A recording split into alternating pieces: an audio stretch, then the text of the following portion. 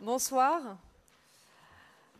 Alors on est très heureux au nom de l'équipe du ES2 de recevoir ce soir Deborah Feldman qui nous fait la joie de faire une conférence dans le cadre du ES2. Les conférences du ES2 ont commencé il y a 5 ans. On a fait toute une série de conférences autour de la question de l'habité avec Sophie Delay, avec Suzanne Eliasson, avec Léopold Lambert, avec Stéphanie Dadour, avec Thomas Mouillon. L'année dernière avec Valentine Guichardas, ces conférences, ça nous permettent d'apporter de la matière d'ailleurs, de regarder dans des recherches épaisses ou dans des projets réalisés la manière dont les intervenants et intervenants que l'on invite abordent cette question complexe et protéiforme de l'habité. Alors donc je disais, ce soir on a la chance d'avoir Deborah Feldman qui est architecte, qui a cofondé avec Baptiste Potier l'agence 127 AF, agence qui fait des projets d'architecture, mais qui fait aussi des projets de livres, d'édition, des recherches, des explorations, des enquêtes, notamment il y a 2 ans avec Milena Charby, une enquête réalisée pour je ne sais pas si c'est concours, l'appel à projet FAIR, qui a donné lieu à un livre que je vous recommande et que certains ont lu, en partie, qui s'appelle Point Noir, donc aux éditions du Pavillon de l'Arsenal, et qui permet de cartographier, de comprendre la manière dont ces points noirs, dont ces lieux dans lesquels sont mis les encombrants et autres évoluent, sont aménagés ou pas.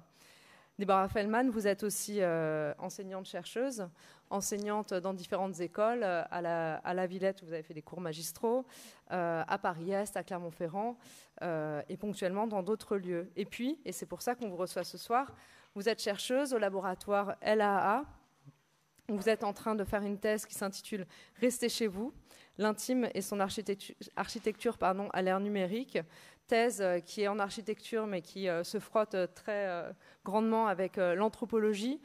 Et dans le cadre de vos recherches, vous avez travaillé à un ouvrage qui s'appelle Logeuse, qu'on voit ici, qui reprend, si je ne dis pas de bêtises, le titre d'un livre de Dostoïevski, et sur lequel on va échanger ce soir, Logeuse, qui s'inscrit dans un abécédaire que construit le laboratoire LAA. En tout cas, merci beaucoup d'être avec nous ce soir et la parole est à vous. Merci beaucoup Léa pour l'invitation et pour cette introduction qui me permet de rentrer dans le vif du sujet. Donc la logeuse. Je pense que la figure de la logeuse, c'est quelque chose que j'ai découvert et que j'ai rencontré en menant cette recherche. Donc cette recherche, c'est une enquête qui fait partie de mon terrain de thèse, un de mes terrains de thèse. Et donc la logeuse, il faudrait l'utiliser à chaque fois, ce soir peut-être avec des guillemets, parce que la logeuse, c'est ce personnage qu'on voit un peu de manière très récurrente dans la littérature du 19e, 20e, début du 20e siècle. C'est ce personnage qui existe un peu partout. On la voit dans les livres écrits par des auteurs aux États-Unis, en Angleterre, en Europe, que ce soit Balzac en France, que ce soit Dostoïevski ou Gogol en Russie. On la voit aussi en Amérique latine. C'est cette dame, souvent une veuve, qui a hérité un bien et vit en louant ses biens. Et ce qui est intéressant, c'est que ce personnage, il est toujours un peu, il a un peu ce regard d'observateur qui suit un peu l'histoire et le personnage principal. C'est un peu le regard de l'intimité, c'est le regard de cette intériorité, de ce logement qu'elle met en location, mais elle fait beaucoup plus que juste louer ce logement. Elle offre, elle prend en charge le personnage principal et les autres locataires. Et donc, en fait, pour moi, c'était un personnage un peu désuet, c'était un personnage qui n'existe plus dans notre société aujourd'hui. Et en faisant un peu mes recherches de thèse, je vais rentrer plus en détail tout à l'heure, je me suis dit, mais en fait, j'ai l'impression que c'est un personnage atemporel, c'est un personnage qui existe depuis longtemps et qui aujourd'hui se réinvente et qui est transformé par le numérique. C'est la première fois que je fais une conférence, une présentation de ce livre. Et en le préparant, je me suis posé la question, comment tu fais une présentation, un cours, enfin une conférence de 1 heure sur un bouquin qui est déjà écrit. De quoi tu parles, qu'est-ce que tu racontes? Est-ce que tu lis des pages? Est-ce que tu racontes toutes les choses qui sont finalement restées en dehors de ces quelques pages, un peu les choix éditoriaux qui ont fait qu'on a laissé certaines choses de côté? Est-ce que tu parles toute l'aventure qui t'a amené jusqu'à écrire ce bouquin? Et je me suis dit que ce qui est le plus intéressant, surtout pour des étudiants aussi en première année, mais des étudiants en école d'architecture, ça serait de peut-être faire un peu la généalogie de ces petits ouvrages. Donc je vais parler un peu de l'objet de ma recherche de thèse, de la problématique, donc la question que je me suis posée, des différents terrains, mais surtout de ce terrain qui est la plateforme Airbnb, de la méthode que j'ai construite et de la figure de la logeuse. Ce qui est peut-être important de savoir, c'est que donc, un des mes terrains de thèse, c'est la plateforme Airbnb. Vous connaissez tous et toutes cette plateforme. C'est une plateforme que j'ai commencé à étudier il y a 10 ans. Donc, j'étais en master et j'ai essayé de trouver un sujet pour écrire mon mémoire de master. Et je venais d'arriver à Paris, faire mon master à l'école de la Villette. J'arrivais pas à trouver un sujet, je comprenais pas non plus très bien l'exercice d'écrire un mémoire, et j'avais loué un appartement, un petit studio dans le centre de Paris, Paris que je ne connaissais absolument pas du tout. C'était juste devant le Rex, et pas très loin il y avait un Starbucks, et le loyer c'était 800 €, et pour 20 mètres carrés, donc vous imaginez bien que c'était très difficile de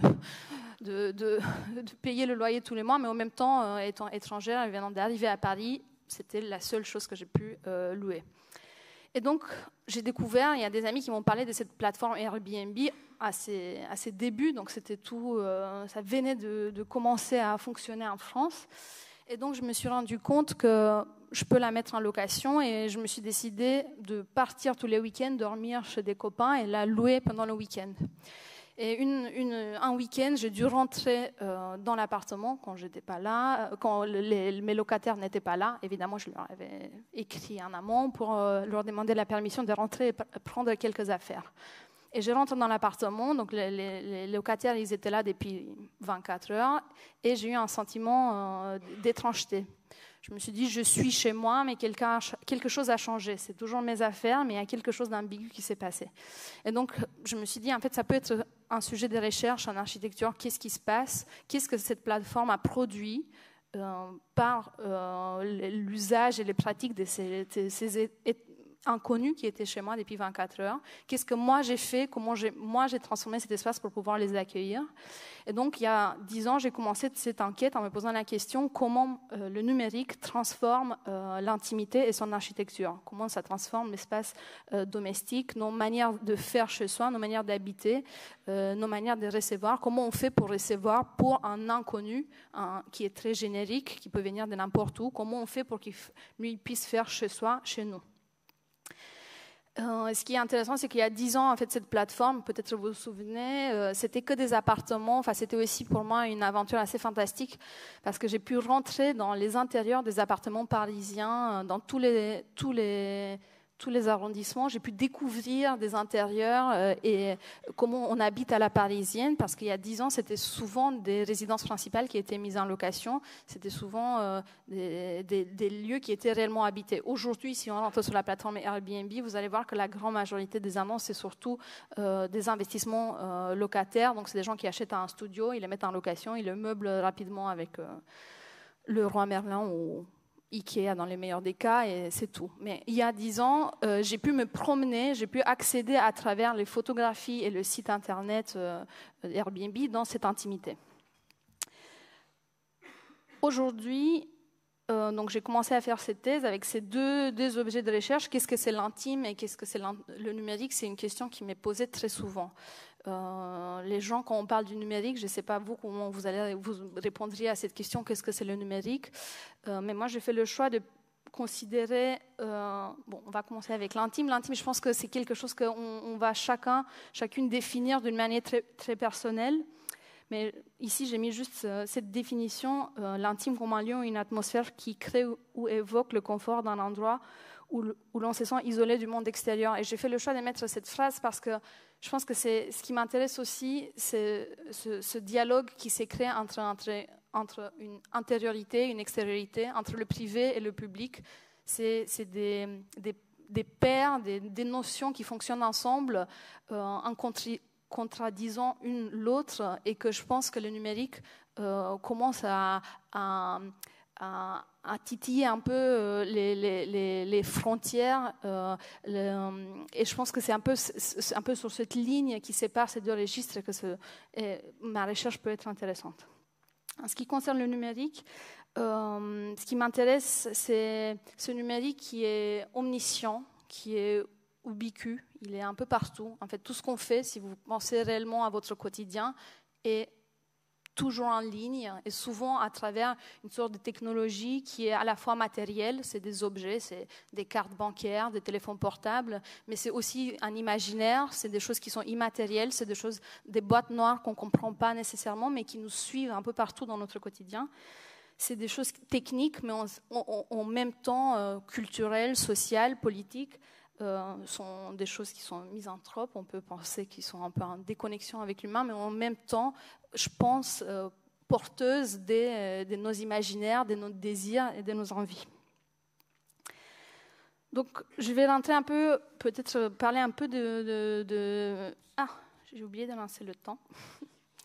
Du terrain. Donc, qu'est-ce que c'est et pourquoi ça m'a intéressé cette plateforme Airbnb, et aussi quels sont les défis du point de vue scientifique et méthodologique. Donc, vous voyez ici une capture d'écran, mais je pense que vous connaissez tous et toutes très bien ce site. Ce qui est compliqué et ce qui m'a toujours été, ça a été une des choses qui a toujours été questionnée par rapport à ma recherche, c'est d'essayer de quantifier les choses.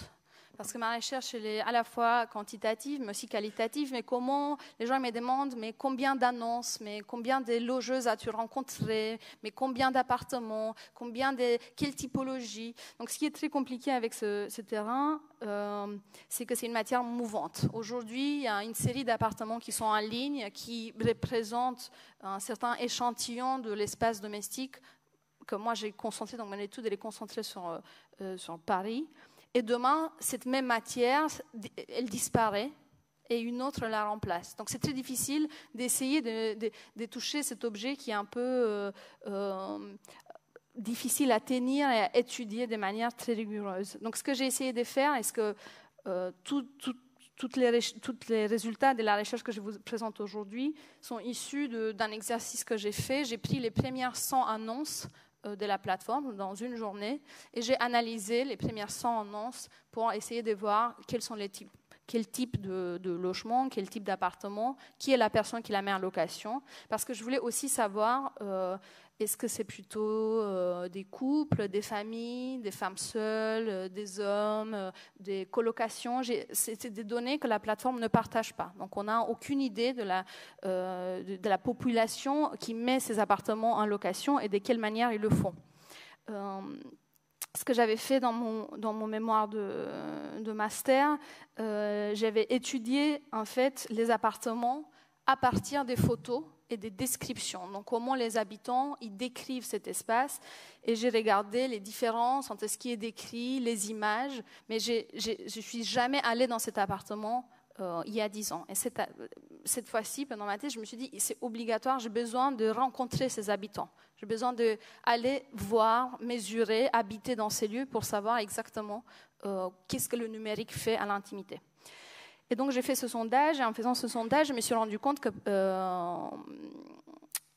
sur les premières 100 annonces, ce qu'il faut préciser aussi, c'est que sur la plateforme Airbnb, comme vous savez peut-être, il y a plusieurs catégories. Il y a des appartements, il y a des maisons entières, et il y a aussi ce que la plateforme appelle des chambres privées. En fait, les chambres privées, peut-être vous le savez, ça représente ça représente environ 13% des appartements qui sont aujourd'hui mis en location. C'est des chambres qui sont louées à l'intérieur d'un appartement qui est habité par quelqu'un. Donc les gens, ils décident de louer une pièce de leur logement, tout en habitant dans cet appartement pendant le séjour des voyageurs. Donc je me suis intéressée uniquement à cette catégorie parce qu'en fait, je ne voulais pas aller dans des appartements qui sont vides ou qui sont inhabités, qui sont juste des produits financiers. Je voulais aller dans des appartements qui représentent des résidences principales. Et donc j'ai pris les premières 100 annonces des chambres privées et en fait, j'ai commencé à me rendre compte que 75%, 80% des appartements que j'avais analysés, c'était des femmes qui les mettaient en location. Et ça m'a interpellée, je me suis dit, mais est-ce que c'est l'algorithme de la plateforme qui met en avant les femmes? Est-ce que c'est parce que les femmes ont les meilleures évaluations en fin de séjour? Est-ce qu'il y a vraiment plus de femmes qui louent leur appartement? Et quelque part aussi, ça m'a aussi soulagée parce que je me suis dit, ça m'a soulagée plus tard, je vais vous expliquer pourquoi. J'arrive, je vous explique pourquoi.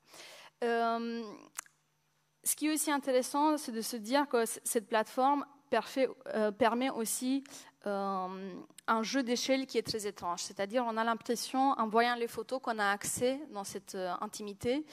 On a aussi à droite la carte qui montre comment ces appartements ils sont répandus sur l'ensemble du territoire.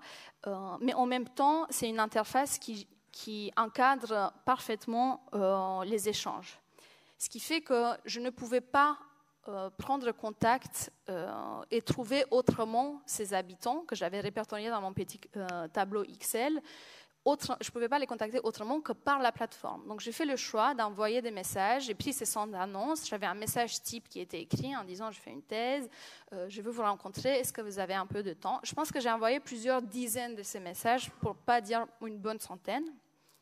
Et à chaque fois, la réponse était systématique. Je n'ai pas le temps. Je trouve ça étrange, et vous pouvez voir ici à l'écran, c'est une approche à travers la plateforme que je trouve bizarre. Je trouve cette demande un peu intrusive, et j'ai trouvé ça très étrange parce que c'était quand même des gens qui mettaient des photos de leur salle de bain, des produits dans leur douche, de leur lit, de leur cuisine, de l'intérieur de leur frigo. Donc, c'était des gens qui avaient quand même donné une ouverture assez incroyable de leur intimité. Et pour autant, quand je leur faisais la demande de juste m'accorder le temps d'un café pour qu'on puisse discuter, ça leur semblait trop intime comme demande. Et en fait, c'est cet échange que j'ai eu avec une des logeuses qui m'a donné la clé, qui m'a dit, est-ce que si vous voulez louer une chambre, si vous acceptez de louer une chambre dans mon appartement, si vous voulez venir passer une nuit ici, ok, je vais vous accorder du temps. Et donc, je me suis rendu compte aussi qu'en fait, cette plateforme, elle n'était pas juste un support, ce n'était pas juste un lieu de rencontre, avait cette dimension marchande et financière dont elle était dépendante. C'est-à-dire, le temps que je voulais utiliser la plateforme pour autre chose que pour un échange marchand, ça ne fonctionnait pas. Et donc, c'est aussi ce qui est intéressant peut-être dans les recherches que vous allez faire par la suite, c'est de se dire qu'on n'a jamais une méthode qu'on construit sans aller à la rencontre de notre terrain. C'est notre terrain qui nous dit comment on doit aborder un certain sujet. Et donc, c'est à travers cette première rencontre, avec cette première logeuse, que j'ai compris qu'il va falloir que je paye des nuits et qu'il va falloir que j'aille dormir chez ces personnes. Et donc, c'est ici que ça a commencé un peu mon aventure, mes différentes immersions, les différentes nuits que j'ai passées chez les logeuses. Ce que je me suis dit, c'est qu'il faudrait, étant donné que mon temps, mon terrain, il n'est pas illimité, j'ai à chaque fois une nuit, je paye une nuit, je vais aller dormir et passer une nuit dans ces appartements, je vais devoir être... Non, ça va, enfin je ne sais pas, comme vous pensez. Je me suis rendu compte qu'il va falloir que pendant ces 24 heures, j'épuise cet espace et ce temps. Donc, c'était obligatoire pour moi de créer un protocole où il fallait que pendant ces 24 heures, j'habite ces lieux de manière la plus exhaustive. Donc, je me suis décidée à chaque fois de dîner sur place, de cuisiner, de dormir, de prendre une douche, de travailler, et donc avoir 24 heures qui sont remplies. Et en fait, c'est des choses que je me suis rendu compte petit à petit en étant sur place dans ces différents appartements par rapport aux différents échanges que j'ai eu avec les logeuses et différentes choses qu'elles m'ont dit. je me suis rendu compte que j'ai besoin de vraiment tout essayer pour comprendre qu'est-ce que ce frottement entre l'arrivée des inconnus et la vie, le quotidien des ces logeuses, qu'est-ce que ça produit. Et donc vous voyez ici à l'écran, en fait, à chaque fois, j'ai avec moi mon carnet où je fais le relevé, je dessine cet espace parce que ça c'est aussi mon approche en tant qu'architecte, je fais le relevé précis des appartements où je prends toutes les mesures, donc il y a un mètre laser, je dessine tous les objets, je suis exhaustive, je dessine tous les objets que je trouve à l'intérieur de chacune de ces pièces. J'essaie de me rendre compte et c'est un des sujets qu'on va voir par la suite, qu'est-ce que chacun des objets essaie de nous dire quand on habite ces lieux. Il n'y a rien qui est là posé par hasard. Il y a mon carnet des notes, et je vais vous parler tout à l'heure aussi de la question de l'écriture. Et l'appareil qui me permet à chaque fois de faire des entretiens et d'enregistrer nos échanges. Ce qui est important, je pense que la question des outils, elle fonctionne aussi avec la question des rituels. En fait, ce que je me suis imposé à chaque fois, c'est pour ça que j'ai écrit avant, pendant et après, c'est d'essayer de regarder cet espace d'abord en amont, en analysant l'annonce Airbnb et en prenant des notes. Et pendant ces notes, j'ai écrit qu'est-ce que j'imagine que je vais trouver dans cet appartement. Je regarde juste l'annonce, je regarde la description et j'ai décrit l'appartement. J'ai décrit à quoi je pense que ressemble l'espace, quel je pense et je projette que sera le plan et comment je pense que je vais habiter. Juste à travers les photos et ce que la plateforme Airbnb me propose comme enchaînement d'images et descriptions, les commentaires des autres voyageurs qui sont allés avant moi. Quand je suis dans l'espace, j'écris qu'est-ce que je suis en train de vivre, qu'est-ce que je vois, quels sont tous les détails que j'observe. Et après, j'ai fait le même exercice en essayant de mettre ces deux moments, ces deux temporalités en comparaison pour me rendre compte comment la plateforme, comment cet outil, cet support des médiations que je ne considère pas comme innocent, qu'est-ce que ça produit dans la perception et l'occupation et notre manière d'habiter l'espace. Et ça m'amène à la question des registres, différents registres d'écriture, et c'est quelque chose que pour ceux et celles qui ont pu manipuler un peu le livre, je ne vais pas dire lire, mais l'ouvrir déjà. C'est un peu un choix que j'ai aussi fait en écrivant ce petit texte. C'est de laisser à la fois ici donc, des parties de mes carnets de terrain qui sont bruts. C'est-à-dire c'est vraiment des extraits des choses que j'ai écrites en étant sur place et qui est une matière qui n'est absolument pas du tout retravaillée. C'est vraiment qu'est-ce que j'ai ressenti, comment j'ai percevé les échanges, les premières impressions, qu'est-ce qui me frappait dans cette rencontre avec ce lieu et cette habitante.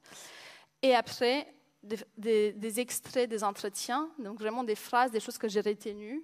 Un autre registre, c'était toutes les injonctions de la plateforme, tout ce que la plateforme demande à ses logeuses afin de préparer la location.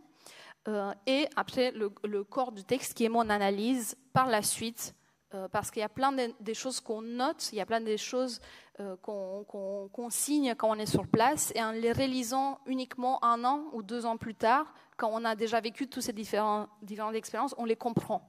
C'est-à-dire, cette écriture dans les carnets étant sur place, c'est aussi une écriture presque boulimique, c'est-à-dire je m'impose d'écrire des pages sans savoir réellement sur le coup qu'est-ce que je suis en train d'écrire. Parce que au premier abord, les choses ne sont pas tout le temps évidentes, ils n'ont pas tout le temps une signification au moment où on les écrit. C'est que plus tard qu'on comprend, parce qu'on a déjà vu et revu une même situation, ça commence à avoir un sens. Et donc, cette question de la description est très chère pour moi. Et, enfin, je me répète un peu sur l'écriture parce que je pense que les architectes, peut-être, ils n'ont pas souvent l'habitude d'écrire. Et souvent, quand ils écrivent, ils sont plutôt dans la description d'un plan, d'un usage. Et je pense que ce que j'ai essayé de faire, ce que Léa disait tout à l'heure, je suis un peu à cheval entre 2 disciplines. Je suis des métiers architectes, je ne suis pas anthropologue. Je prends les outils d'enquête des anthropologues, je me l'approprie et j'essaye d'essayer de déconstruire comment ces espaces ont été conçus et comment ils sont habités. Et donc, c'est ici, je vous présente deux descriptions, enfin deux définitions de qu'est-ce que c'est la description pour moi. C'est à la fois Donna Haraway, qui est une philosophe américaine, qui est fondatrice du champ de savoir des feminist studies, et qui est pour moi aussi un repère très important parce que j'ai souvent été questionnée sur « Ok, mais est-ce que les logeuses, je ne vois pas quel est le rapport avec l'architecture ?» Pour moi, c'est l'espace intime, oui, bon, les femmes... Donc ça, on peut faire un autre cours là-dessus. Les chercheurs qui vous disent non, mais si tu veux faire une thèse sur la femme au foyer, on peut discuter, mais je ne vois pas le rapport avec l'architecture. Et donc, je pense que c'est intéressant aussi de regarder un peu dans d'autres disciplines le moment où il y a eu des chercheurs qui ont dit en fait, l'intime, la vie privée des femmes, ça peut produire de la connaissance. Ça peut être quelque chose qui peut nous apprendre quelque chose sur comment on habite, et que je pense que historiquement ce monde intime, ce monde privé des femmes n'a pas été amené dans l'espace public, n'a pas été amené dans l'espace du savoir, n'a pas été questionné. Et que je pense que la raison pour laquelle je cite aussi Donna Haraway, c'est parce qu'elle lutte sur cette question contre cette notion de l'objectivité du savoir. Tout savoir, il est situé. Et c'est un peu, pour moi, ce qui était aussi important avec ces petits ouvrages, c'est de dire, si je n'avais pas été à un certain moment moi-même logeuse, et je n'avais pas vécu moi-même cette expérience, cette rencontre, ce moment d'étrangeté, je n'aurais pas pu avoir la sensibilité d'observer certaines choses. Et ça, je vous l'ai dit aussi parce que je pense que c'est intéressant et important pour des futurs architectes. Vous allez écrire aussi un mémoire et peut-être une thèse en architecture, de vous dire qu'il n'y a pas de sujet qui n'a pas d'intérêt, qui ne peut pas être traité. Je pense que c'est juste une question de comment on décide de le regarder. Et donc, cette citation m'est très chère de Donna Haraway, je dirais, comme ma manière de théoriser et de redécrire. C'est comme, à travers le dessin, faire une cartographie, c'est faire projet. Redessiner un existant, c'est déjà une manière de se positionner, de conceptualiser un lieu et un territoire, une architecture. Et la deuxième citation, c'est une sociologue des techniques, Madeleine Akrich. Et la raison pour laquelle je la cite par rapport à parce que dans ce texte fondateur de la description des objets techniques, c'est pour comment il utilise le mot description, description. Et elle théorise le fait que les objets techniques, elle contient un scénario, c'est ce qu'elle appelle un script, que chaque objet technique contient un scénario de comment ces concepteurs ont imaginé que les utilisateurs vont les utiliser. Donc en fait, chaque objet technique, chaque plateforme, chaque technologie numérique, elle contient, c'est pas quelque chose de normal ou anodin, ça contient en lui-même, à l'intérieur de lui-même, une volonté qui est celle des concepteurs. Et tout ce champ de pensée de la sociologie des techniques essaie de comprendre comment ces objets techniques ont été à la fois pensés par les concepteurs et comment ils sont détournés et comment ils arrivent dans l'usage des utilisateurs. Donc pour moi, la description, c'est aussi une manière de décrypter, de descripter quelque chose qu'on peut considérer comme anodin, normal, venant du quotidien, quelque chose qui est de la vie de tous les jours, qui ne mérite pas peut-être d'être théorisé. Donc le bouquin est divisé donc en 5 parties. Je vais passer très rapidement en revue ces 5 parties parce que je ne vais pas faire une lecture diminuée du livre, mais en même temps, je pense que c'est important peut-être de passer un peu en revue les différents sujets. Donc, la première partie, c'est la gouvernance et ses interfaces de diffusion. C'est cette idée que la plateforme, elle a on appelle ça gamification. Je ne sais pas si vous voyez ce que c'est. C'est une interface qui joue avec l'idée de la récompense, d'une notation, d'une manière d'évaluation, des règles. D'une certaine manière, on doit faire les choses d'une certaine certaine manière. On ne peut pas contacter les hôtes autrement que par écrit, par message. Il faut qu'on attende. Si le message qu'on envoie il est trop long, c'est considéré comme problématique. Donc, c'est une plateforme qui n'est pas juste un espace où les gens se rencontrent. Par les différents algorithmes et paramètres qu'elle gère, et elle transforme complètement comment la rencontre va avoir lieu entre les logeuses et les voyageurs. Ce n'est pas vraiment du travail, ça c'est une citation que j'ai extraite d'un entretien d'une logeuse qui essayait de me convaincre qu'en fait, même si elle reçoit des inconnus chez elle tous les 2 jours, donc elle a tous les mois, elle a environ 15 personnes qui viennent chez elle, tous les 2 jours il y a quelqu'un de nouveau qui vient pour qu'elle doit changer les draps, faire le ménage, attendre pour donner la clé, parfois aller chercher à la gare. Elle essayait de me convaincre que ce n'est pas du travail.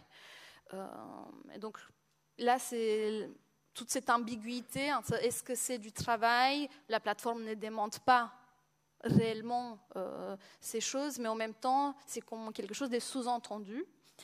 Les objets et les corps, les stratégies d'occupation, cette partie, elle parle de tout cet univers, tout ce paysage d'objets qui existe, tous ces systèmes des objets, si je cite Baudrillard, qui parle de tout ce paysage d'objets qu'on devrait, je pense, étudier de la même manière que dans le paysage, on étudie les arbres, la faune, la flore. Donc, comment tous ces objets à l'intérieur de cet espace, ils délimitent et ils induisent ou interdisent certains usages. La question de l'architecture étui, donc c'est un terme que j'ai pris de Walter Benjamin, cette idée d'étui, un velours, cette surface qui prend un peu la forme du corps, parce que ce que je trouvais assez fascinant dans ces intérieurs, c'est que c'est des surfaces comme une sorte de filet des terminaisons nerveuses. C'est des architectures qui prennent la forme de l'inconnu qui vient les habiter et qui laisse des signaux. Et les logeurs sont toujours à l'écoute. Il y a toujours quelque chose qui les informe de où se trouve le voyageur, à quel moment. Donc cette idée d'une architecture qui est un peu intra-utérine, c'est une surface sensible. Et la question de l'espace du temps, espace-temps, des rythmes, des cadences, des superpositions d'usages entre des gens qui ne sont pas censés cohabiter et pour autant ils le font. Donc comment tu gères cette chorégraphie dans un espace qui est souvent assez étriqué. En fait, dans le livre, j'ai présenté la logeuse comme un personnage, je l'ai appelé une hydre à 10 têtes, un sorte de personnage collectif, en faisant un peu une synthèse de tout ce qui rassemble et qui différencie ces 10 personnes que j'ai rencontrées, sans rentrer très en détail à chaque fois. Évidemment pas donner les noms et les identités, sans rentrer en détail à chaque fois de qui étaient ces logeuses. Et ce que je me suis dit que ça peut être intéressant aujourd'hui, c'est de vous présenter les plans, les dessins de chacun des appartements dans lesquels j'ai habité. Et à travers les plans, vous allez aussi comprendre qui sont ces logeuses. Vous allez voir que c'est des typologies très variées, à la fois les appartements, mais aussi les logeuses.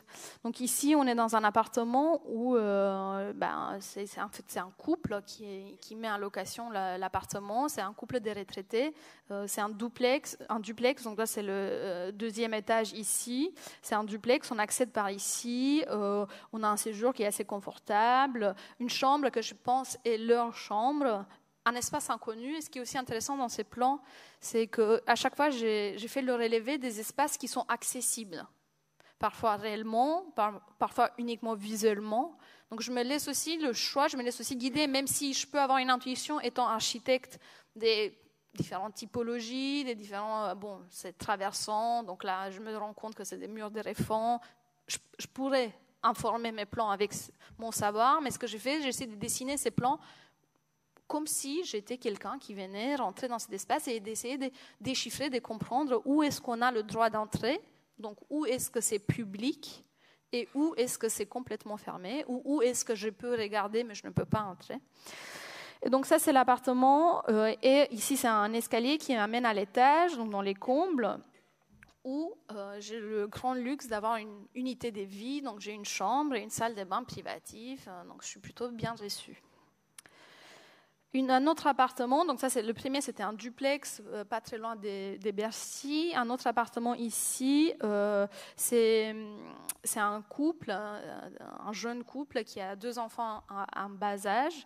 Vous voyez, donc c'est un appartement au rez-de-chaussée avec un jardin. On accède, on a une salle de bain, une chambre qui était un bureau, qui était un espace qui était censé être un espace de travail, le séjour, la cuisine, et ici, dans la partie d'inconnu, c'est les chambres des enfants et la chambre des parents. Ce qui est très intéressant, c'est qu'ils ont commencé à mettre en location cet appartement à l'arrivée du 2e enfant, parce que la mère a décidé de passer à temps partiel, parce qu'elle voulait passer plus de temps avec ses enfants, parce qu'elle était à temps partiel, il fallait compléter le revenu de la famille, et donc ils ont décidé de faire Airbnb.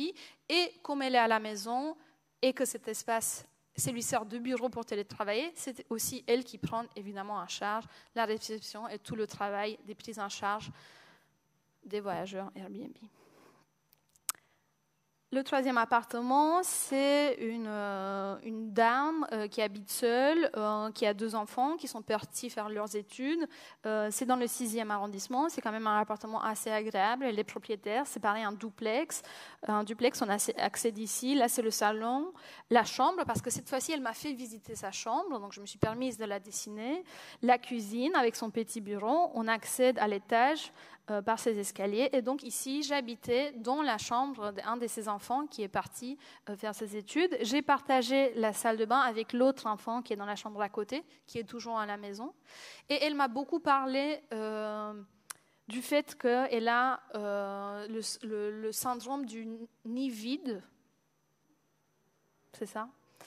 Donc ce sentiment d'avoir besoin d'accueillir quelqu'un à la fois réellement dans les chambres de ses enfants, mais aussi dans son emploi de temps, le besoin de prendre en charge quelqu'un, de s'occuper, de discuter. Et elle me racontait ce qui était très intéressant, c'était un peu l'écosystème dans lequel s'est située cette expérience, parce qu'elle allait financer avec son Airbnb à la fois les études et l'appartement des enfants qui partaient faire des études, et aussi des cours de théâtre, parce qu'elle sentait qu'elle avait besoin d'améliorer sa manière d'échanger avec des inconnus au quotidien. Cet autre appartement, oui, donc c'est un appartement pareil, c'est un appartement d'une famille où les parents ils ont divorcé, donc les enfants ils sont là 1 semaine sur 2, et quand les enfants ils ne sont pas là, c'est les chambres des enfants qui sont mises en location pour Airbnb pour combler la possibilité de rester dans le même appartement. Donc c'est ici. Cet autre appartement à gauche, donc c'est un appartement dans lequel habite la plus âgée logeuse. Donc c'est une dame de 75 ans que j'ai rencontrée, qui a déjà des petits enfants. Donc elle habite seule dans cet appartement depuis le départ des enfants et de son mari. Elle veut quand même garder cet appartement et pas déménager, pas changer de train de vie. Et donc elle met en location. Ici c'était la chambre parentale, et ici c'était la chambre de l'enfant qui a quitté le logement. Elle met en location une de ces chambres et la salle de bain qui est ici partagée avec elle. Petit à petit, je ne sais pas si vous vous rendez compte, mais les espaces ils se rétrécissent. Donc ça, c'est un appartement où, pareil, c'est une dame retraitée qui met en location la chambre de son enfant qui est parti. Elle est veuve. Elle a commencé donc à mettre en location la chambre de son enfant après le décès de son mari. Ce qui est aussi intéressant, c'est que c'est un espace que, pendant le Covid, par exemple, elle le met aussi en location juste comme espace de travail. Donc ça a aussi servi comme espace de bureau pour des gens qui venaient juste la journée pour travailler et repartir le soir. Donc ça, c'est aussi la question de la temporalité. La temporalité, c'est aussi différents usages à différents moments. Cet espace qui est utilisé différemment. Ici, un appartement assez bourgeois. Donc c'était juste en face de Notre-Dame à Paris, une dame qui a mis en location son logement après le départ, pareil, de son fils qui est parti faire ses études et qui met en location son bureau. Donc elle travaillait à la maison, elle était des professions libérales, elle a mis en location son bureau. Mais ce qui est aussi intéressant, c'est de dire que voilà, il y a un plan qui normalement est ouvert, on peut un peu circuler tout autour et que la présence de quelqu'un au fin fond, disons, de l'appartement, c'est pas anodin dans le quotidien. C'est-à-dire, il y a un croisement un peu assez souvent dans le salon, dans la salle de bain, dans la cuisine. Et vous allez voir que petit à petit, les choses vont se compliquer parce que les appartements deviennent de plus en plus petits. Ici, on était chez une dame d'une quarantaine d'années qui est donc, elle habite, celle-ci est sa chambre, et elle met en location ce canapé qui est aussi le canapé de son séjour. Donc, parce que c'est les canapés de son séjour, elle demande que les hôtes arrivent tard le soir et qu'ils partent tôt le matin, parce que aussi son séjour, ça représente aussi son espace de travail. Donc il y a une superposition et une certaine organisation qui doit marcher parfaitement pour que les gens puissent ne pas se croiser. Une situation pareille, une dame à peu près la même âge. La différence ici par rapport au plan avant, où donc il y a quand même la salle de bain ici qui est partagée, mais elle est quand même à l'écart de l'espace de vie des deux personnes qui vont cohabiter, n'est pas la même ici. Donc c'est quand même un appartement d'une pièce. Elle habite dans cette chambre. Les inconnus, les locataires, ils viennent passer la nuit sur le canapé qui est dans le séjour et dans la cuisine. Et la salle de bain, elle est commandée par tout cet espace. Donc, c'est tout un jeu des signaux. Par exemple, elle raconte quand elle est dans sa chambre, elle toque à la porte de sa chambre depuis l'intérieur de sa chambre pour que ceux qui dorment sur le canapé, ils ne soient pas nus ou ils sont prêts à l'accueillir dans son propre espace. Pareil se passe avec la situation inverse. Quand ils sont dans la salle de bain, avant de sortir de la salle de bain, il y a quelqu'un qui toque depuis l'intérieur. Donc il y a tout un jeu de règles qui se met en place pour que cet espace puisse devenir habitable par deux personnes qui ne sont pas censées habiter ensemble. Et la dernière configuration, donc des plus en plus petits, ici c'est une logeuse, pareil, retraitée, qui habite dans 30 mètres carrés, qui est cet espace, qui est divisé par une bibliothèque ajourée et un paravent. Elle passe ses nuits ici, sur le canapé du séjour, et les inconnus, les voyageurs, ou moi, on passe nos nuits ici, sur ce canapé, de l'autre côté de la bibliothèque. Et ce qui est très intéressant, c'est aussi de se dire que, comme on était tout le temps ensemble ici pendant 24 heures, en fait, elle sort sur le palier, elle se pose à la fenêtre sur le palier pour passer de ses coups de fil, pour fumer.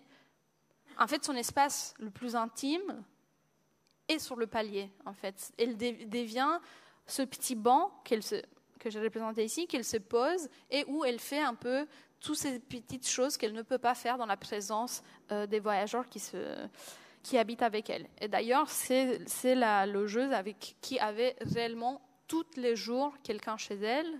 Tous les jours, il y avait une nouvelle personne qui arrivait.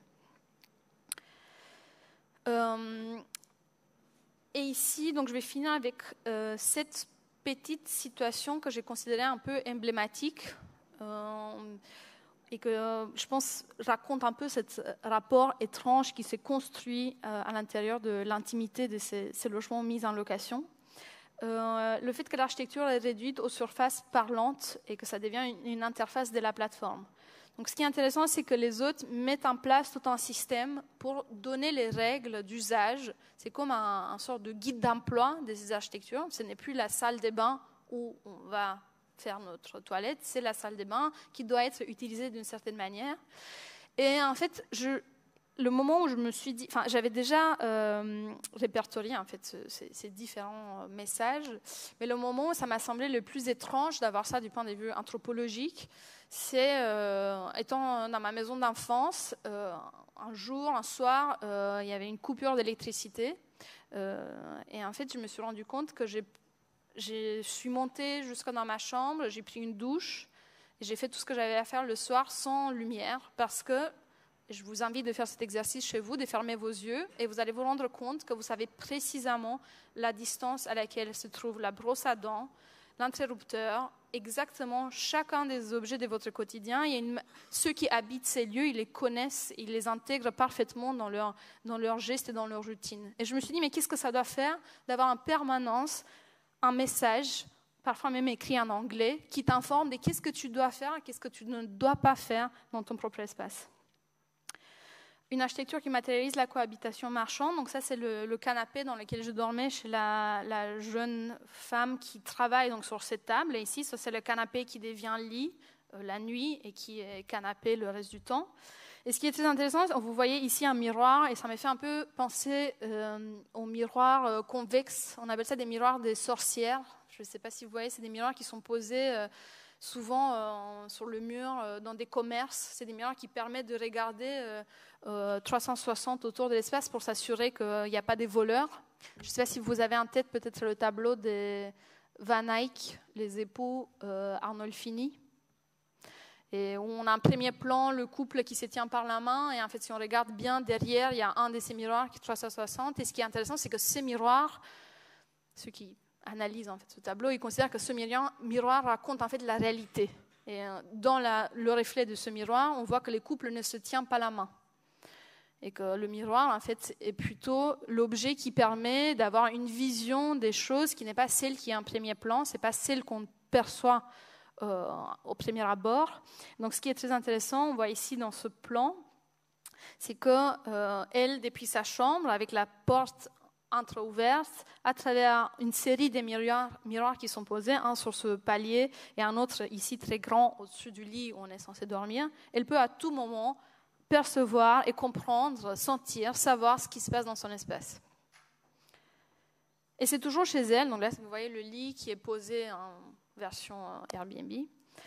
La raison pour laquelle je parle d'une architecture sensuelle, c'est toujours chez elle que j'ai dessiné le parquet, ce vieux parquet en chêne, parce que je me suis rendu compte la nuit en allant aux toilettes que je faisais un bruit monstre et qu'en fait déjà tu fais ta recherche, donc tu n'es pas là pour visiter Paris, tu es là pour l'analyser, l'étudier, et que tu te réveilles à 3h du matin et pour aller aux toilettes, en fait, tu fais un bruit incroyable.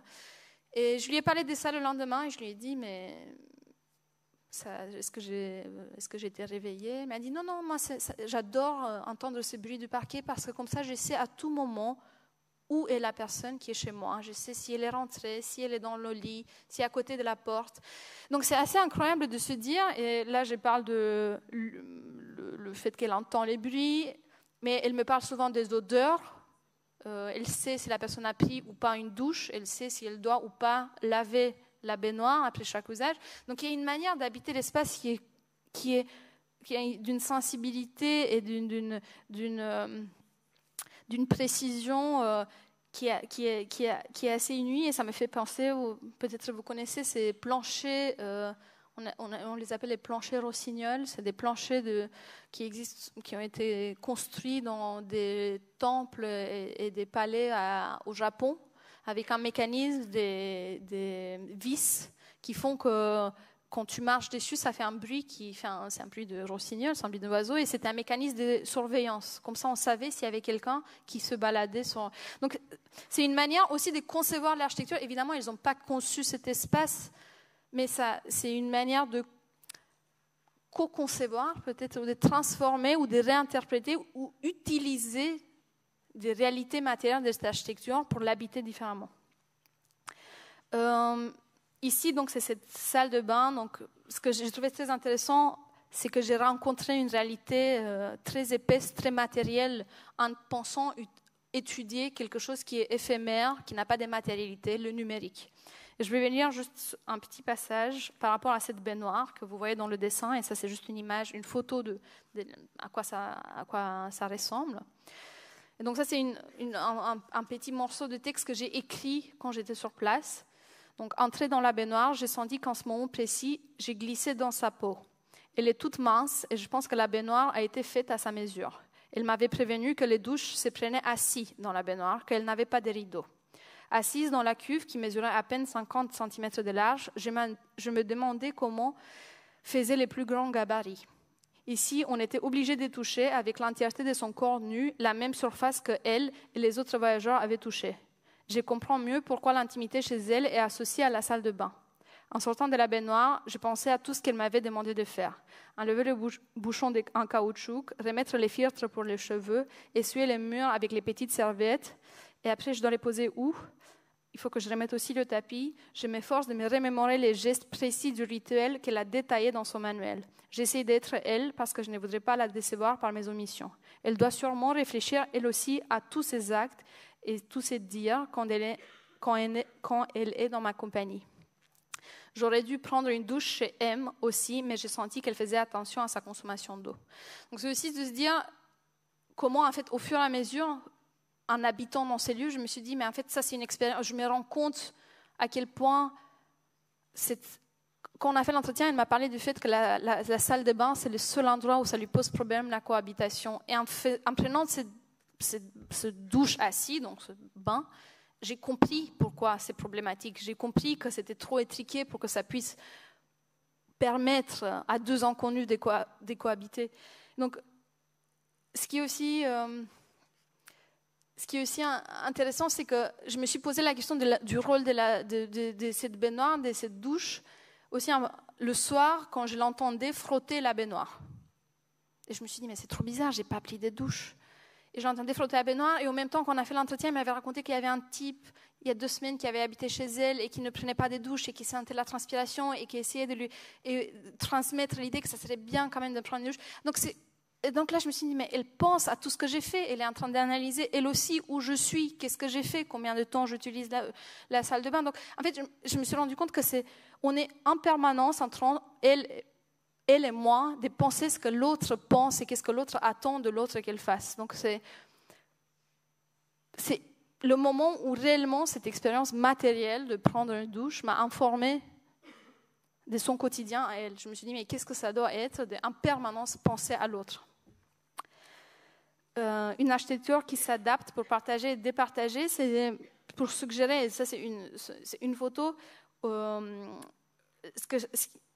qui m'a fascinée aussi, c'est la diversité des dispositifs qui sont mis en place pour partager et sous-diviser l'espace. C'est-à-dire, ce n'est pas seulement des cloisons, ce n'est pas seulement des portes qui sont fermées ou ouvertes, c'est des rideaux, c'est des petits obstacles qui sont posés pour empêcher qu'on rentre dans un espace à un autre, parce que parfois on n'assume pas de dire à quelqu'un qui vient et loue des nuits chez nous, tu ne peux pas rentrer dans le séjour. Donc il faut qu'on lui suggère qu'il n'est pas bienvenu dans le séjour sans pouvoir pourtant l'écrire dans son annonce Airbnb. Vous allez louer dans mon appartement de 5 pièces, mais par contre vous n'êtes pas bienvenu dans aucun de ces 5 pièces. Et donc ça c'est un exemple de comment l'accumulation, en fait, ces objets, parfois ça devient aussi une forme de défense, une manière d'empêcher de rentrer. Donc là c'est le séjour, vous voyez ici un plan, c'est un peu ce que j'ai essayé de représenter. Ça c'est le séjour et ça c'est la chambre de la logeuse. En fait, ces espaces, ils étaient remplis d'objets. C'était une sorte d'encombrement infranchissable. C'était impossible de rentrer. On comprenait qu'on n'était pas là bienvenue.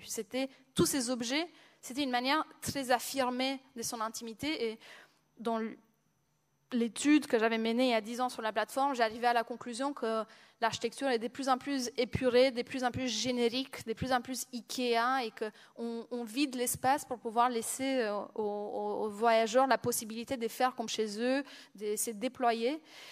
Tandis que ces femmes qui sont dans la cohabitation, elles ont une stratégie complètement inverse. Elles sont dans l'accumulation, elles posent tous ces objets pour empêcher que l'espace soit utilisé plus que le minimum nécessaire.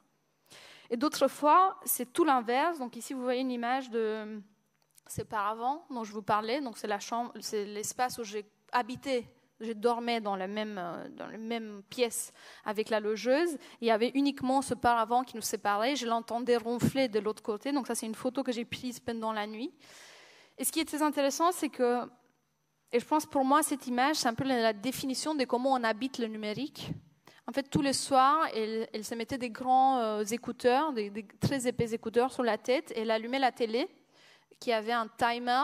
La télé était censée s'éteindre au bout des 15 minutes.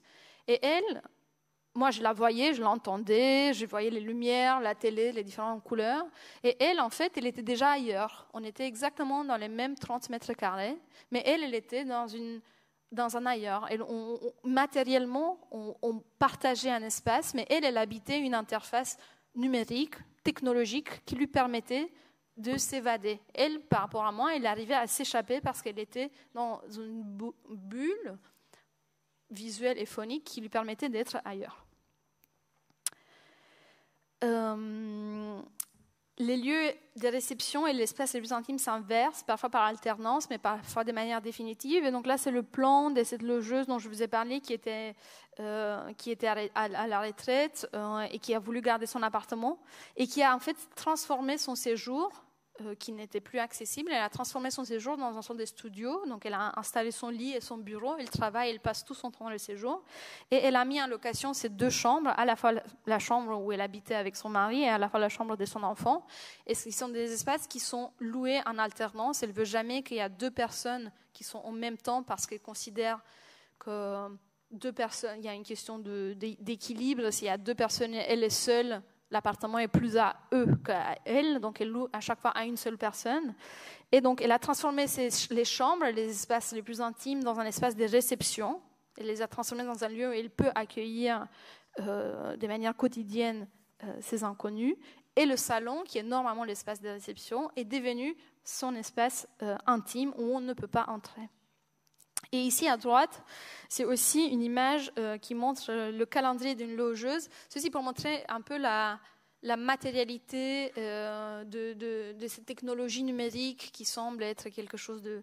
Voilà, on reçoit une notification, il y a quelque chose qui s'allume sur notre écran. Mais par contre, quand c'est des personnes de 75 ans qui n'ont pas grandi, qui n'ont pas vécu avec cette technologie, il y a à chaque fois un mécanisme de réappropriation, des traductions de ces technologies dans quelque chose de plus analogue. Donc, par exemple, elle, mais je l'ai vu souvent...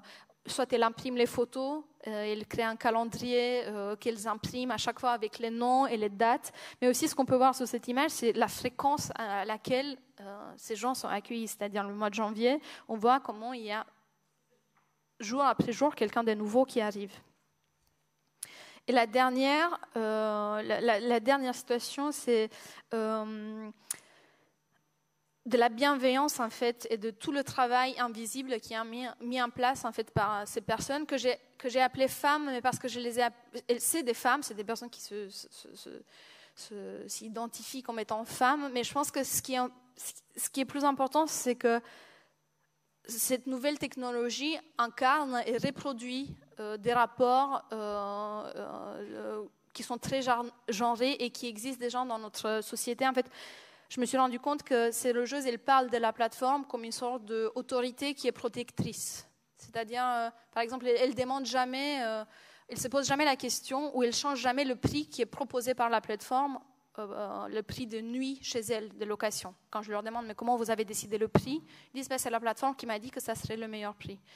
C'est la plateforme, tout se passe à travers la plateforme. Si elles doivent communiquer quelque chose aux gens qui sont devant elles à table, et c'est peut-être quelque chose de délicat, par exemple, ils n'ont pas fait la vaisselle, ou elles préfèrent de prendre leur portable et écrire un message sur la plateforme pour qu'il y ait une trace écrite et qu'il y a cette interface qui permet d'ajuster les choses, de faire la médiation. Donc la plateforme, c'est cette source de revenus, c'est cette entité qu'on ne questionne pas beaucoup. Donc elle incarne, à mes yeux, la figure un peu... disons paternaliste, un peu cette figure de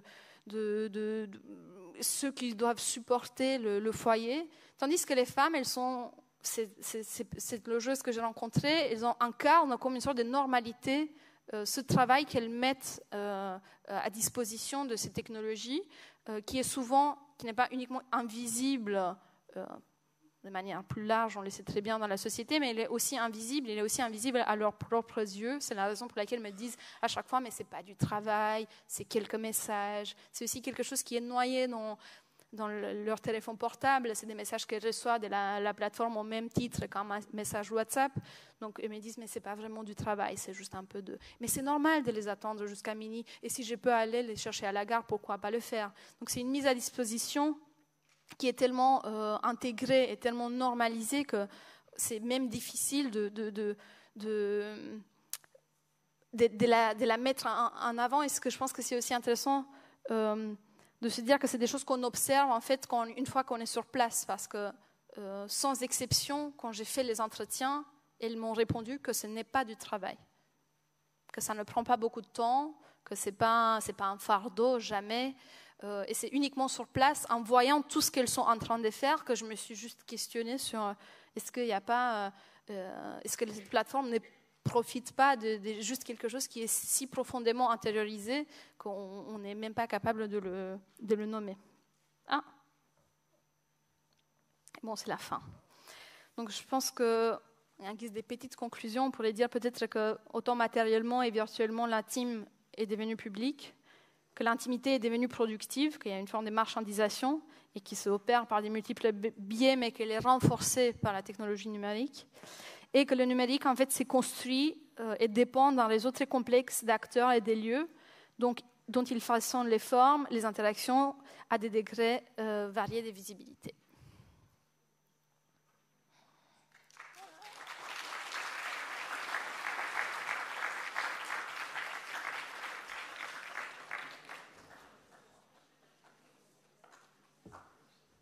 Alors, merci beaucoup, Déborah.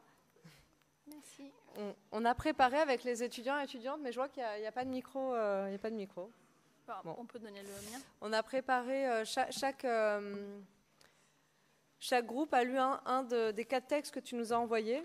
Et ce qu'on voulait faire, c'est proposer à chaque groupe, pour chaque texte, de proposer une série de questions d'un bloc. Et tu réponds à ce à quoi tu veux répondre. Mais c'est vrai que on n'a pas de micro. Est-ce que ça vous va de parler fort pour poser des questions? Oui. Est-ce qu'on commence par la logeuse? Celles et ceux qui ont lu l'introduction de la logeuse, ça vous convient? Eh bien, c'est parti. Moi, je sais que mon groupe a lu ce texte. Alors, qui s'était désigné pour poser la question?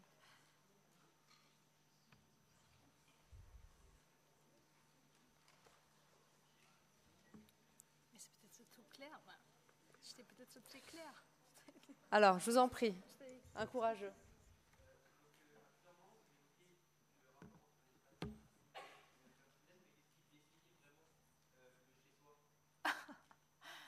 D'accord. Et peut-être si je peux, en effet, c'est la question que le groupe s'était posée.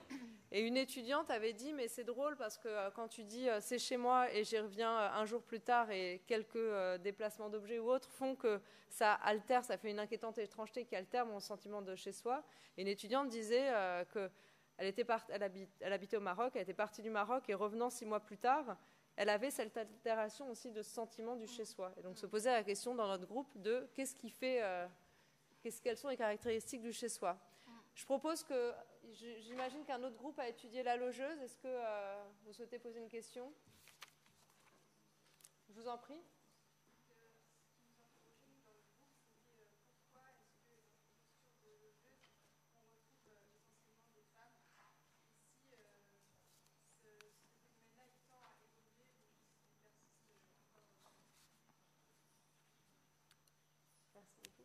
Est-ce qu'il y a une autre question sur la logeuse?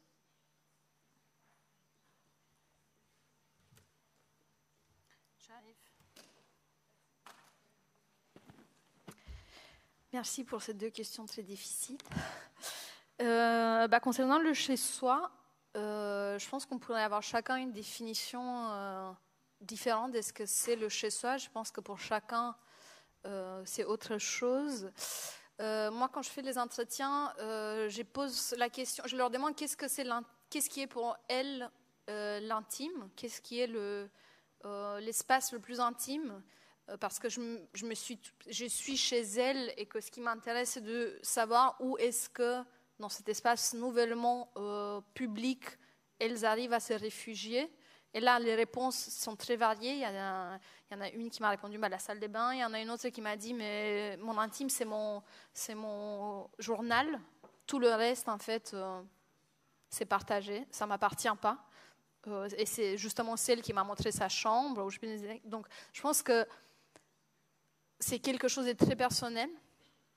Je dirais ça. Après, oui, je pense que je vais m'arrêter là pour la question de qu'est-ce que c'est le chez-soi. Et pour la question de pourquoi uniquement des femmes, en fait, c'est à un moment donné, quand je faisais la présentation, j'ai dit ça m'arrangeait. Et après, j'ai oublié de revenir sur pourquoi ça m'arrangeait. En fait, j'ai découvert que c'était à 75% des femmes, même si j'ai rencontré aussi des couples, et que c'était le couple qui mettait en location, mais que finalement, la personne avec qui j'ai échangé sur la plateforme, la personne qui était sur place et qui me prenait en charge, c'était toujours la femme. Et je leur ai posé aussi la question, mais pourquoi, comment ça se fait est-ce qu'il y a une raison que c'est vous qui gère plus ça et pas votre mari? Et évidemment, parfois, ils me répondaient, mais c'est normal, c'est plus les femmes elles sont plus à elles-mêmes de le faire. Parfois, ils me disaient que cette question de la location Airbnb, c'était juste un petit détail de leur quotidien. C'était une des choses parmi plein d'autres qu'elle prenait en charge, que ce soit les enfants, que ce soit le ménage, que ce soit la charge mentale du quotidien de leur foyer. Je pense que les choses évoluent et j'espère que les choses évoluent. Et en lisant ce texte 1 an plus tard, je me suis aussi posé la question, est-ce que ce n'est pas essentialisant? Je pense qu'il y a des femmes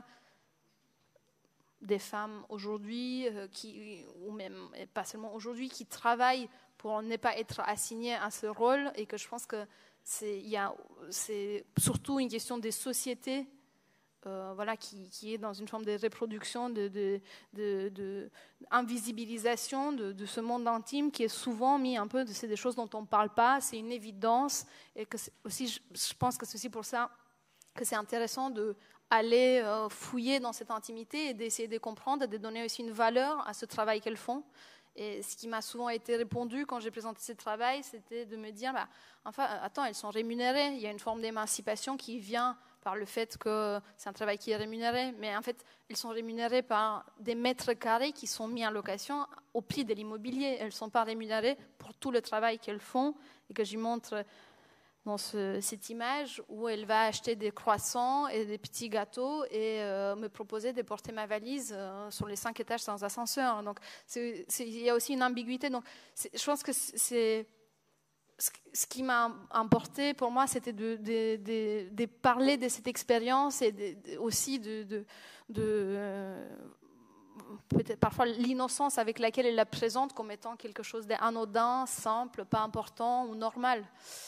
Et j'espère qu'avec le temps, et je suis sûre que vous êtes la jeunesse, vous faites changer les choses. Donc, je pense que non, j'espère que ça ne va pas être que des femmes dans le futur.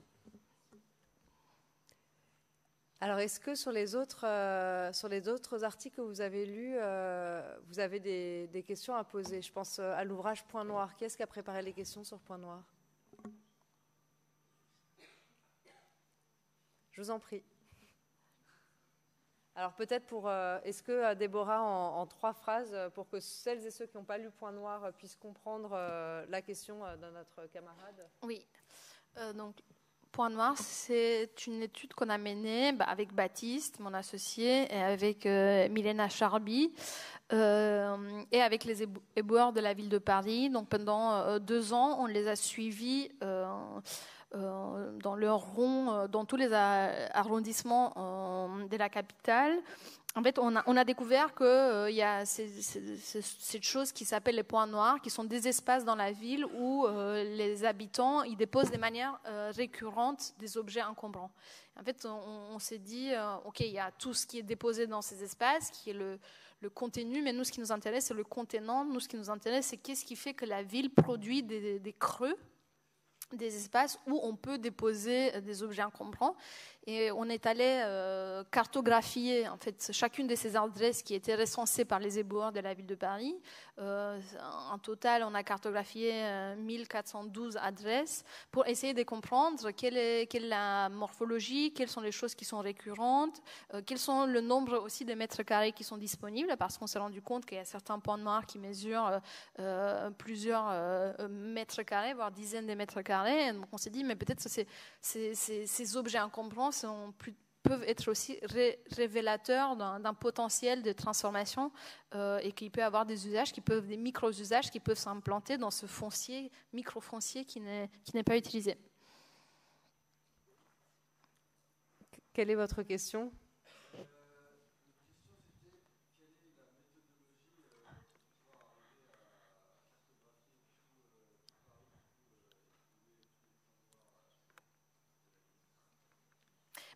La question est intéressante dans le sens où nous, on les a pas trouvés.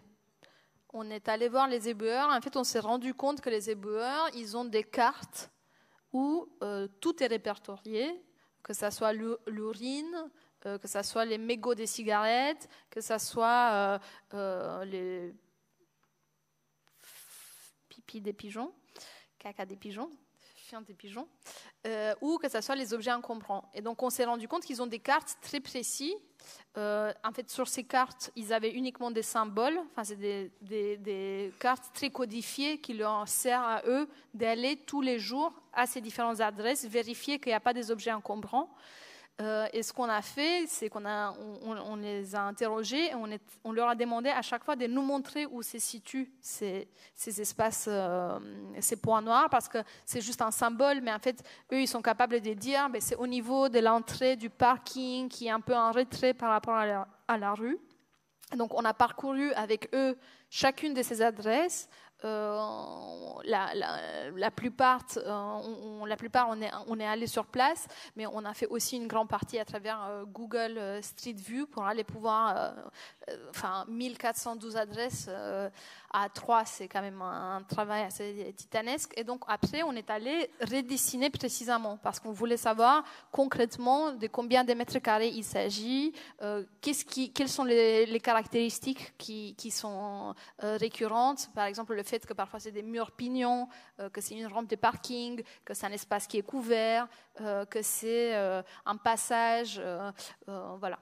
Donc, on a essayé de voir qu'est-ce qui est récurrent dans chacun de ces espaces. On les a classés. Donc, on a un tableau Excel qui fait 1412 lignes. Et à chaque fois, avec une photographie, le plan exact, le nombre de mètres carrés, la typologie. On l'a classé dans différentes typologies.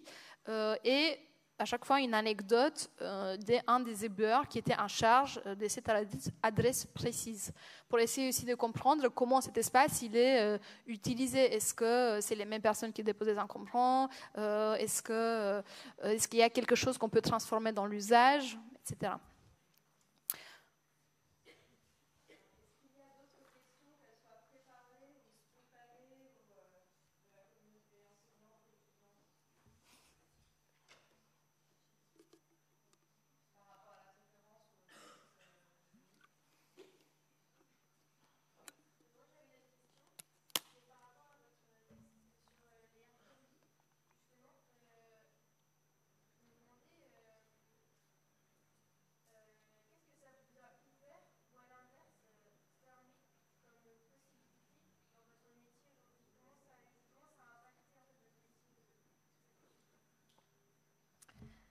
Excellente question, je me la pose tous les jours, j'essaie de trouver une réponse. Je pense que la même question peut nous être posée aussi pour les points noirs. Qu'est-ce que ça peut intéresser un architecte, le travail des éboueurs je pense que c'est la question de aiguiser son regard et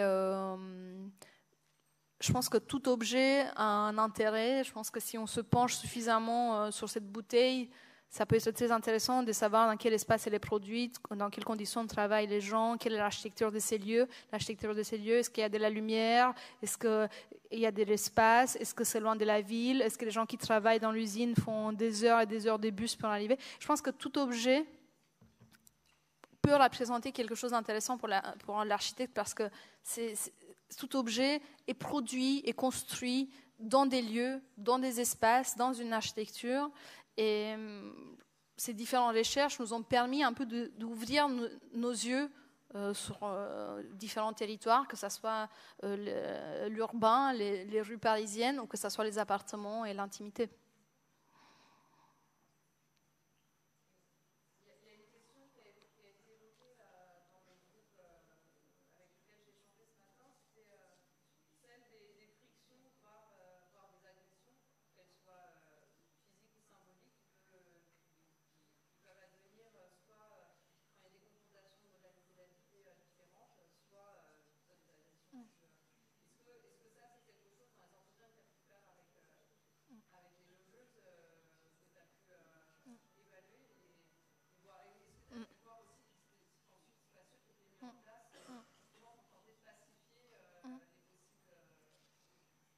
Ok, merci, parce que je vais pouvoir enfin dire pourquoi j'étais contente, entre guillemets, d'apprendre que c'était majoritairement des femmes, parce que quand cette Airbnb logeuse m'a proposé de passer une nuit, je me suis dit, je suis embêtée, parce qu'aller passer des nuits dans des appartements avec des hommes seuls, je trouve ça compliqué. Après, effectivement, à chaque fois j'ai posé la question en allant dans ces appartements. À chaque fois, j'ai posé la question, mais est-ce que vous avez peur ? Est-ce qu'il y a des choses que vous mettez en place ? En fait, après, moi, c'était aussi, en tant que chercheuse, tu fais des entretiens, le travail d'enquête, des compréhensions, ça apparente un tout petit peu, c'est peut-être un peu tiré par les cheveux, mais ça apparente un peu à un travail de séduction, parce que tu poses des questions, tu veux comprendre, tu insistes. Tu parles de la poterie, tu dis « Ah, mais j'adore, mais dis-moi plus. » Donc, je me suis dit, ça va être compliqué, la cohabitation avec des personnes. Parce que, et en fait, tout en me posant cette question, je me suis dit, mais il y a quand même un degré de promiscuité et de proximité des corps, la nuit, le soir, dans la salle de bain, dans la cuisine, dans des moments. Enfin, il y a un suivi, il y a vraiment vivre ensemble pleinement. Et en fait, ce qui m'a étonnée, c'est que les logeuses les plus âgées, elles avaient une manière plutôt je ne saurais pas quel est le mot plutôt. Enfin, je ne sais pas si il y avait pas inconscient, mais il disait il n'y a pas de danger, personne n'est intéressé. Enfin, il y avait comme le fait qu'ils mettaient le logement à disposition, c'était le maximum qu'elles pouvaient offrir. J'avais un peu ce sentiment. Et il y a eu des logeuses qui m'ont raconté, celles qui étaient les plus jeunes, elles m'avaient raconté à chaque fois des épisodes. Au moins un épisode où ça a été très compliqué. Et en fait, chacune a mis en place un peu des manières d'éviter. Par exemple, une disait que depuis qu'elle a eu un épisode un peu compliqué avec un voyageur, elle avait fait le choix de louer pour une seule nuit. Elle loue que pour une nuit, même si c'est beaucoup plus compliqué parce que ça nécessite à chaque fois d'échanger des draps, etc. Mais parce que c'est dit, je ne sais pas à qui je vais avoir affaire, et si c'est quelqu'un qui n'est pas sympa, au moins je sais qu'il va être parti au bout d'une nuit. Donc il y a une question de gestion de temps, il y a d'autres qui, voilà, comme ce que je disais, les coûts du parquet, les miroirs, j'imagine qu'il y a plein d'autres dispositifs que je n'ai peut-être même pas observés, des suivis, elle me parle, je fais attention, est-ce que la clé elle est posée à côté de la porte, si elle est posée, je sais qu'ils sont là, si elle n'est pas posée, ils sont partis, je touche les serviettes pour voir si c'est... Donc il y a à chaque fois des choses qui sont mises en place pour observer ce que l'autre fait. Mais effectivement, la question des conflits ou d'un potentiel danger de cette cohabitation, c'était... ce qui m'a étonnée, c'est cette confiance qu'elle faisait à la plateforme, en se disant, mais s'il y a le moindre problème, la plateforme, elle va résoudre. J'envoie le message à travers la plateforme, j'ai informé la plateforme qu'il m'a mal parlé.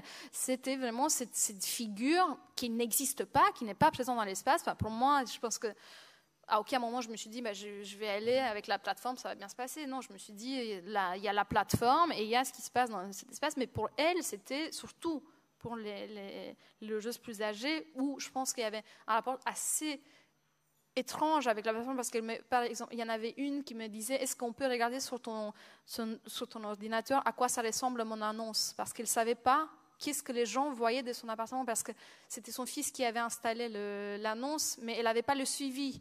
Donc elle ne savait pas, pour elle, une plateforme numérique, ça ne veut rien dire. Donc elle n'avait aucune idée quelles étaient les images, comment on voyait, quel était le texte qu'on voyait. Donc c'est aussi en fonction de l'identité de chacune des personnes. Voilà, elle prenait un autre rôle. Parfois, c'était complètement protecteur. On est assuré, elle va prendre en charge, je vais écrire sur la plateforme, je suis suivi et puis il n'y a rien qui peut m'arriver. Et d'autres fois, c'était... je ne sais pas si j'ai répondu vraiment à ta question. J'ai un peu répondu, je pense.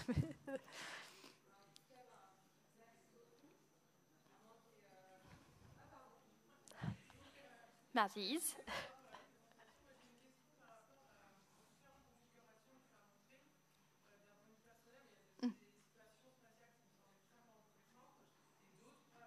Ouais.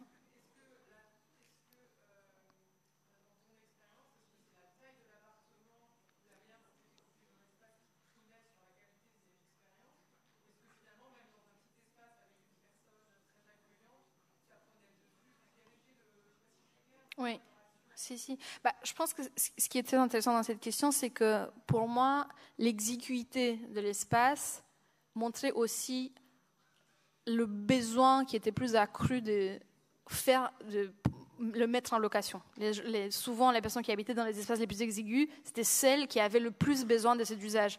Donc il y avait un peu une tension que tu sentais sur place de l'obligation. Donc c'est celle qui mettait le plus souvent en location avec la plus importante cadence, qui était aussi obligée sans cesse à s'intersecter physiquement dans cet espace. Donc il y avait effectivement dans les premiers appartements où tu as une unité de vie à l'étage, j'aurais pu passer mes années d'études en étant dans cette duplex, mais complètement, c'est aussi ce que je trouve intéressant, et c'est aussi ma volonté, en fait, c'était quand j'ai choisi ces 10 logeuses sur les 100 que j'ai sans annonce, en fait, je me suis imposé de chercher des nouvelles typologies. À chaque fois, d'aller dans les choses les plus diverses, des personnes âgées, des personnes jeunes, des personnes en couple, des personnes avec des enfants. Donc, c'était la volonté, c'était couvrir Paris le plus possible, Notre-Dame, mais aussi le 19e, et d'avoir le panel le plus large de personnes pour me rendre compte comment cette chose elle est vécue à chaque fois différemment. Et effectivement, je pense qu'il y a la question du genre, mais il y a aussi la question de niveau de vie de chacune de ces personnes, tout en se disant qu'en fait, toutes ces 10 personnes, elles étaient obligées de faire ça pour finir le mois. Enfin, il n'y avait aucune qui faisait ça par pur plaisir. C'était un besoin.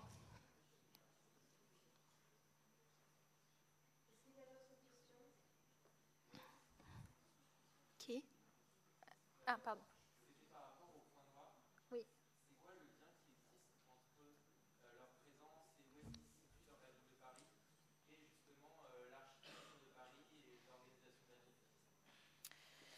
En fait, où est-ce qu'il se situe dans la ville de Paris? Je pense que c'était un peu le travail qu'on a essayé de faire, c'était de se dire, en fait, ces différentes typologies, ils sont présents un peu partout à Paris, et il n'y a pas plus des points noirs dans les quartiers qui sont pauvres et moins des points noirs. Non, c'est vraiment quelque chose qui existe un peu partout. Après, effectivement, parfois, on a des canapés Louis XIV et parfois, on a des bibliothèques Ikea qu'on parle des contenants. Mais en termes de morphologie, en termes d'espace, ils existent partout.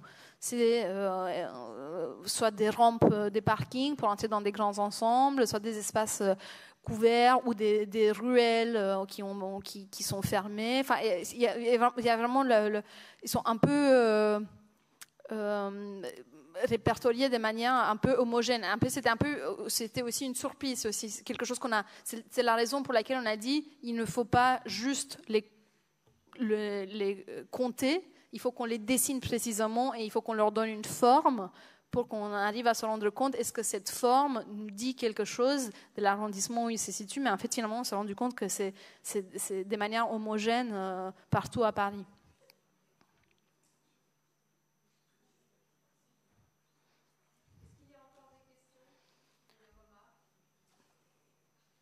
Thank you, sir. Merci.